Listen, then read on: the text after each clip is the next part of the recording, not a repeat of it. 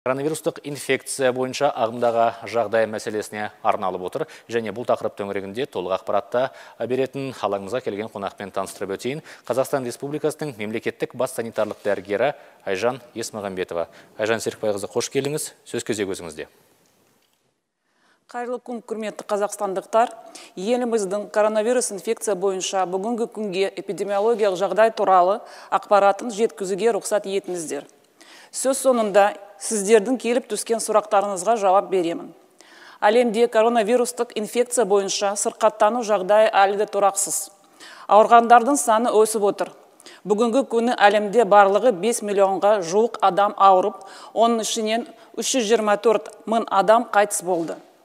Бүгінгі күнге Қазақстанда 6969 жағдай тіркелді.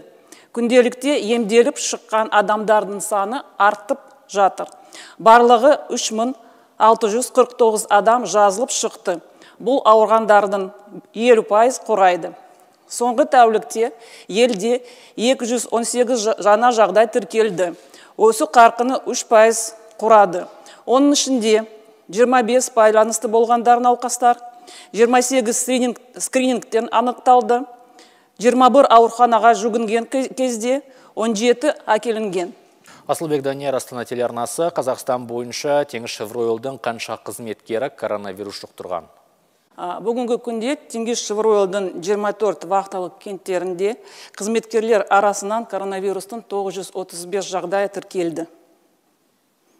Көптеген сарапшылар пандемия мамыр-маусым айларында аяқталады деп пайымдаған еді. Сіздердің болжамдарыңыз қандай?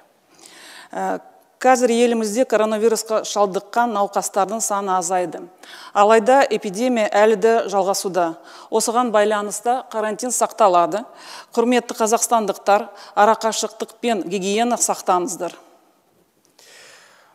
Коронавируспен ауырып жатқандарды емдеуге қолданып жатқан препараттар басқа ағзаға зиян тигізуі мүмкін бе? Кешіріңіз, бұл сұрақ менің құзыретіме жатпайды. Коронавирустың екінші толқыны болуы мүмкін бе?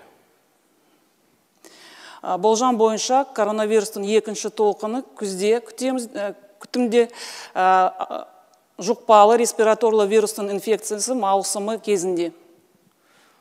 Қазіргі таңда қанша науқас өкпені жасанды желдету аппаратына қосылған? Қазіргі уақытта 9 науқас ИВЛ-ға қосылған. Және 1 мамырдан бастап ұшақтар ұша бастады. Сол аралықта жолаушылардың вирус жұқтыру фактісі тіркелді ме? Жоқ, ондай фактілер тіркелген жоқ. Айя Мұтали, Астана телеарнасы. Науқастардың көбейіп жатқанына байланысты карантин шаралары күшейтілуі мүмкін бе? Төтенше жағдай режимінің күшінің жойылғаны карантиндік шаралардың аяқталған білдірмейді. Егер халық пен бизнес өкілдері мен карантиндік шаралар сақталмаса, ауру көтерілуі мүмкін.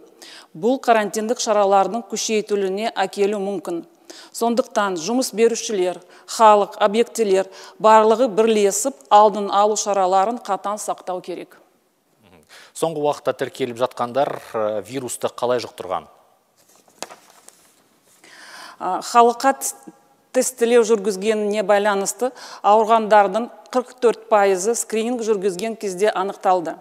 41% байланыста болғандар арасынан 8% ауру белгілерімен ауруханаға жүгінгендер, 6% басқа елдерден келгендер.